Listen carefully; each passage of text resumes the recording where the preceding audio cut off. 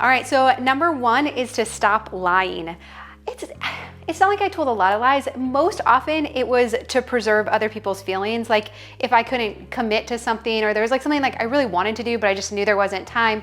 And also when I didn't want people to feel left out, or also with the kids, when you're trying to like protect them or cushion things, right? But I've realized what I've learned is that it's actually best for them to know the truth, and it builds trust with us when they can believe the things that we're saying. Also, when we follow through with the things we say that we're gonna do. And so that was a tricky one. And obviously you don't wanna be careless with that with young kids. Like there's certain levels of information different ages need, but I've totally tried to stop all of those just white lies, little things that don't seem like a big deal, but at the end of the day, they're not who I want to be. All right, so we'll keep going through the list of 19 things that I have stopped doing. Some I think come with age, and others have definitely been part of my minimalism journey and just attempt to make life more peaceful and enjoyable. All right, number two is taking time for granted. This hit me, I think, when I turned 40. So I'm 41 now, but there was something that happened where all of a sudden I became aware of how little time that I have. And that's really been one of the big motivators behind minimalism and simplifying our house, is feeling like I don't want to dedicate my precious time, my one life that I have, to picking up stuff and maintaining it. Okay, number three is I stopped following accounts that induce fear. So isn't it fascinating, if you're just scrolling on Facebook or Instagram, how many people try to get our attention through fear tactics? And it would often come from some of the most unsuspecting places, like nutrition accounts and parenting accounts, also even some spiritual accounts, that they would say, this has toxins, this is unsafe, make sure you don't do that. And the neuroscientist Andrew Huberman, he'll talk about how when we're always taking in all of these fear-based messages, that it distorts our perception of reality, that we start to become fearful of everything around us. It's very anxiety inducing. And in the past, I thought, well, I need to know these things. If there's a household cleaner or a food that I'm eating that's toxic, I need to know these things. But the truth is that it's simply too much information to take in and act on. So I wasn't able to take action on all of those things. And so all it was doing was piling on the fear, distorting my perception of reality, making me anxious about pretty much everything in my home, and really stressing me out. This is how I get you to hang into the end. Number 19 is probably the most personal of all of these. All right, number 4 is that I stopped spending money that we didn't have. I don't want to talk about money. That's a whole can of worms. But again, along the lines of anxiety inducing and peace of mind, it's very stressful for us when we're spending money that we don't have. So as we reeled that in, I couldn't believe how much peace it brought to our lives. Number 5, I stopped with imposter syndrome. You are so kind and encouraging, but I felt like such a fraud until, I don't know, maybe a month ago. I don't know. Isn't it remarkable how hard we are on ourselves when it comes to considering ourselves as experts or really good at something that we know or do? What's been fascinating to me is that a few times I've had opportunities to get together with other YouTubers like Cass from Clutterbug. And when they talk about, these women who are very successful, have huge followings, and they talk about how they still struggle with imposter syndrome, I'm like, oh my goodness, this has to stop. I read something one time that said, if you know 10% more about a topic than others, you're an expert. And so we don't have to know everything to be really good at what it is we're interested in and how we want to use it to help others. So let's all agree to stop with the imposter syndrome and feeling like we're just making believe or pretend about what we're sharing and doing, and take ownership of it. It feels a lot better. Number 6 is that I stopped trying new products. So I've kind of talked about this a lot recently. In my video last week about testing new cleaning products, that was really fun, wasn't it? There were some really good ones in there, but I only allow myself to do that once a year. I've really given up on trying new makeup products, new moisturizers, new hair products, all of these things that claim to be miracle products. As I've said many times, the magic is in the motion, not the potion. So what makes a product a miracle product is usually just when we use it consistently. So there could be many miracle products out there. I've decided that it wastes money and it clutters up my cabinets when I'm constantly trying new things. And along those same lines, number 7 is that I've stopped buying new things until I've used up the old things. And so about 2 years ago, I declared it the year of using everything up. And I could not believe how long all of the cleaners and the detergents and the clothes and everything we had acquired, how long it lasted. And so we've just been systematically using up stuff in our home. Now, I will make some exceptions. If there's a product that I just really don't like, I don't like the smell of it, I don't like how it works, it doesn't work well, then I've given myself permission just to let that item go. But otherwise, we've been trying to work really diligently just to use up the things that we have before we buy anything new. And there's a good chance that if you're watching this video that you are interested in minimalism. Well, maybe you don't want to be a full out minimalist, but you want to simplify your house more because you know the benefits. And so I'm so excited to be partnering with Zoe Kim from Raising Simple. And together we're doing a live minimalism masterclass where we're encouraging you to pick one space in your house and go all in. And so we're going to spend 6 hours together, 6 hours of live guided decluttering focused on achieving minimalism in that space of your home. And if you've never done live decluttering with us before, you will not believe the energy that you feel, the motivation, having a little bit of accountability, doing it with a group of people that are all working towards the same goal. It is phenomenal, and you get so much done. It's like this magical time multiplier. I think by working with us and the other members in the masterclass that you can get 2 times or 3 times as much done as if you decluttered on your own. So we are going to be there with you each step of the way, helping you fully declutter this area, and you're going to feel so good about it by the time we're done. The cost is just $24, and I will put all the details down below, but I really hope that you can join us for the masterclass. Okay, so these next 4 have to do with buying things. So number 8 is that we stopped buying filler gifts. So whether it's Valentine's Day, Easter, even a lot of little gifts for Christmas. So all those little things that you would buy that just really didn't have a lot of value. I'm always looking at things. Do they stand the test of time? Is it something that is going to be enjoyed over and over and over again? And if it's not, I become very resistant to bringing those things into our home. But that doesn't mean that these holidays or special occasions can't still be special. We've just been focusing so much more on the experience.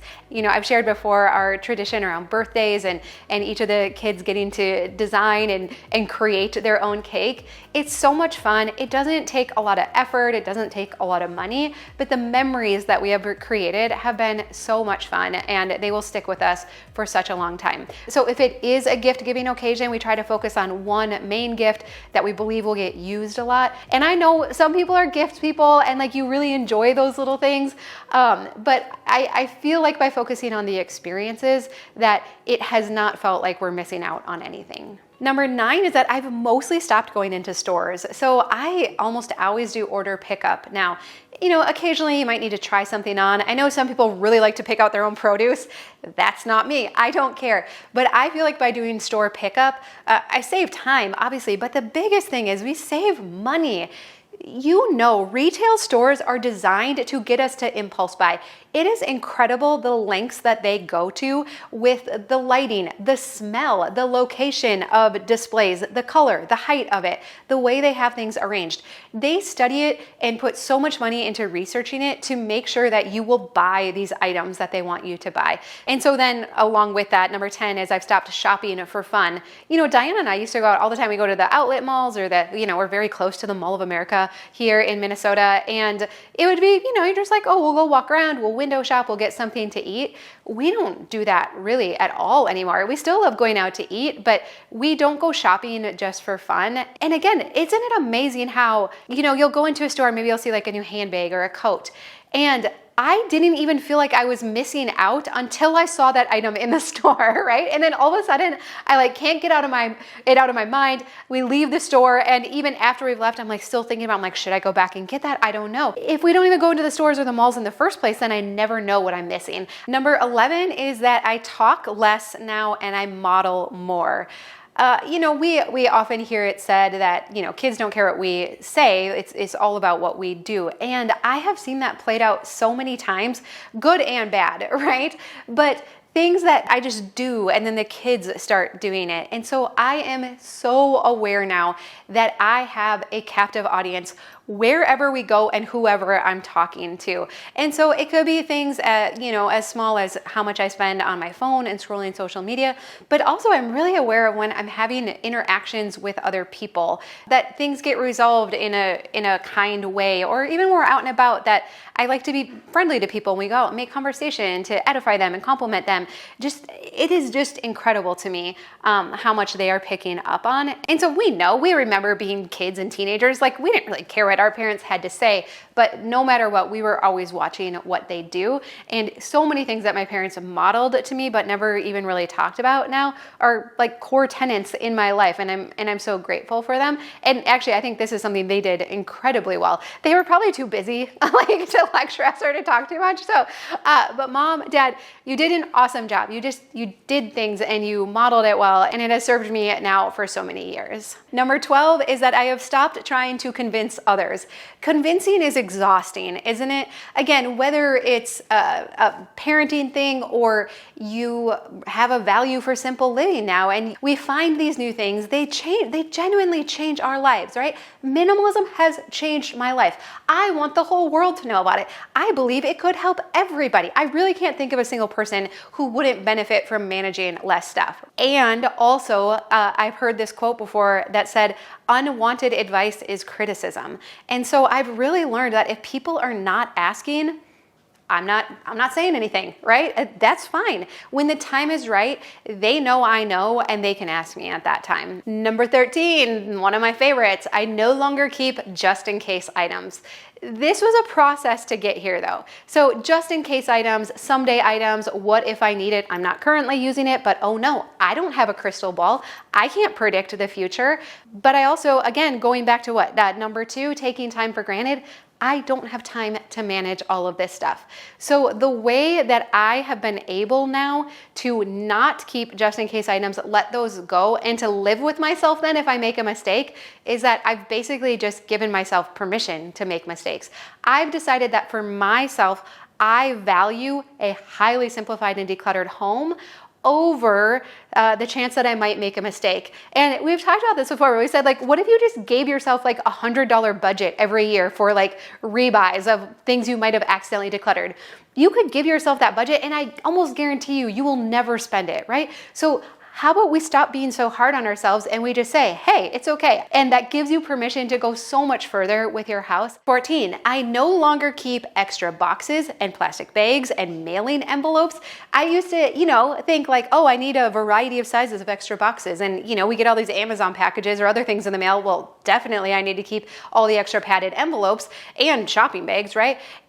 They were hardly ever getting used. So now I do too. I keep 2 extra boxes, different sizes. I keep 2 extra mailing envelopes, different sizes. When they get used up, then I just know the next time one comes in, I will keep that one, right? Otherwise, all the rest get recycled or go back out again. Again, just less to manage and being really realistic about how much of those things we actually use. Number 15, I no longer store things under the bed. Now, I'm pretty sure this is like a feng shui principle, but I think there's something to it. It feels better in our bedroom if there is not stuff stored under the bed. I don't know why. I've said before, like when there's a bunch of stuff under there, it's like you're sleeping on all of your to-dos or like, I don't know, unfinished business. And I know like some will say there's like energy things or whatnot. I just know that I really prefer it in our room. Number 16, again, I think this one comes with age, is that I no longer hang out with people that don't make me feel good about myself.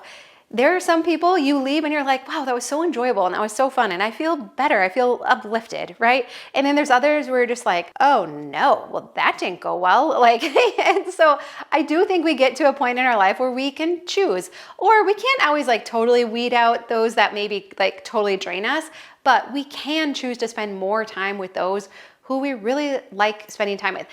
To me, this feels like it should be a no-brainer, but again, I know how sometimes guilt, obligation, those feelings creep in and we just think like, well, I should do that. Number 17 is I stopped resisting new technology. I used to be like, oh, I don't want to learn that. Ooh, no, a new iPhone, like TikTok, what? And isn't it funny how we just start to like get kind of grumbly then about things, and we're just like, oh, like why should I have to learn that? And the truth is we don't. Like you don't have to. I should have said this at the beginning. These are meant to be descriptive, not prescriptive. I'm not trying to push this on anyone. But when I say like, oh, that's bad or I don't like that, I start to see that I get kind of rigid and I'm not open-minded. There's actually some really cool technologies out there now that I didn't even know existed. But then number 18, social media, again, is designed to be addictive. Just like when we go into stores, their displays are designed to get us to buy things. Social media is designed to be addictive. They know the algorithms. They, again, gazillions of dollars go into studying this. And so do I think it's all bad? No, no. Social media is wonderful. But I curate my feed. I unfollow fear-based accounts. I unfollow anyone who I feel like makes me feel bad about myself or I find myself comparing. I just like to follow people that are funny and enjoyable. And I'll link to some of my favorite Instagram accounts down below. And I would love yours too, that are just fun, that you always feel better after you've watched it or seen it. But also probably the biggest change, so I'm not like, oh, I don't do any social media. I don't go on it at night. There's just something about after dark, I just feel slimed by it. I don't hardly ever feel better. And so I really like to read fiction. I talk about that a lot. That just seems to help me unwind, help my brain relax, and help to make it so I can go to sleep much easier. All right, number 19 is stop living with regret. Oh, easier said than done, right? Oh, just stop living with regret. So I'll tell you a story. Let's see, Gage is 9. So 10 years ago when Gage was born. So here's what's interesting with our 4 kids. So Adeline, I went 2 weeks, I went like full over my due date, 2 weeks, super long labor, ended up having a C-section. It was fine. And then after that, we just scheduled C-sections. The hospital I was delivering at didn't do VBACs at the time. And so it was go to a different, bigger hospital or stay here with your doctors and just do a C-section. So all of the other kids were supposed to be scheduled C-sections. Maggie made it to her scheduled date. Corbin did not. He came at 37 weeks and he was still 8 pounds, 1 ounce. So we were doing just fine, right? Then comes along Gage. Gage, we didn't find out if he was a boy or girl. We were so excited for him to come. Well, 36 weeks and 6 days, I go into labor with him. And it is like full on labor. I go to the hospital, they're trying to stop it. They're like, we really want you to be 37 weeks. I'm like, I am so close. And my last baby was 37 weeks and 8 pounds. So I'm feeling okay about this. Nonetheless, because he was born that day then at 36 weeks, 6 days, they said he's a preemie. He did not go full term. And so because of that, we're gonna have extra people in the delivery room and he might need to spend some time in the NICU. Okay, so he's born, it's a boy, yay, we're so excited. We didn't have a name for him and he's 7 pounds, 1 ounce, so we're doing good. And so they get us up to our room. They're like really carefully monitoring all of his vitals because again, he's technically considered a preemie. And please hear me, I'm not getting down on the medical system, just telling how things played out. So we're in our room. I had a C-section, right? So I'm just laying there trying to not move. And I have him on me and we're doing some skin to skin and they come in and check his temperature and they're like, his temperature has been a little low since he was born. And so we're probably going to take him down to the NICU. And in my mind, I'm thinking, don't let them do it. Don't let them. He's fine. He's 7 pounds, just a day shy of 37 weeks. Like, we're good, right? Like, full size baby here. Everything's fine. But when Tom wasn't in the room and you've just gone through all of that, I just didn't have it in me to push back on them. And so they took him down there and he ended up being in the NICU for 3 days. And they were good about me going down to see him and everything.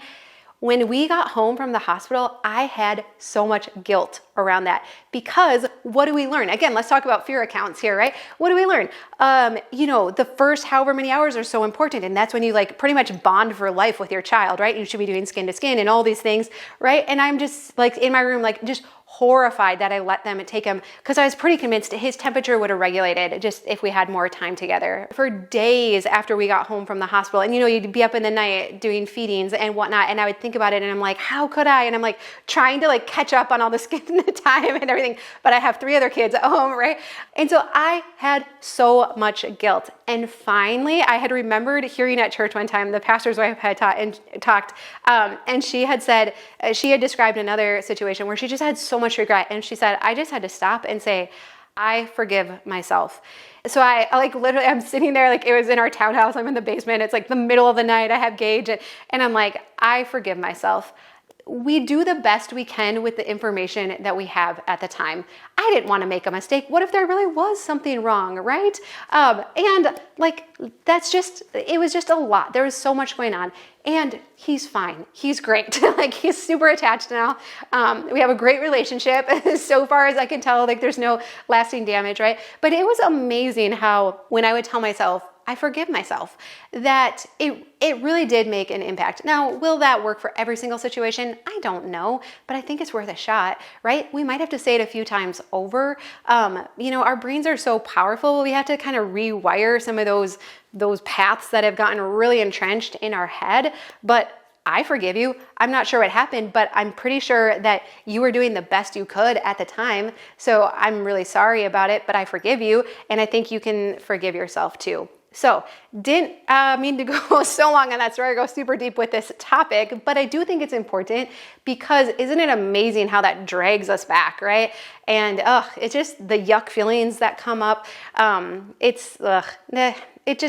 It lowers our quality of life, right? And there's just nothing we can do about it most often. So if there is something we can do, well, maybe that's something worth considering, but otherwise, a lot of the time, there's just nothing really that we can do about it. So I do feel like this list of things has improved my quality of life and made it more enjoyable. I would love to hear your things down below. What have you quit doing? And again, I'm really curious, like, do you think a lot of these things just come with age or just wisdom? I don't know, or just time with others. So if you will leave that down below, I'm really excited to read your comments as well. But I'll also link to some of my other videos about things we no longer buy, because it really makes a big difference too. But I love you. I hope you have a really good day, and I'll see you again soon.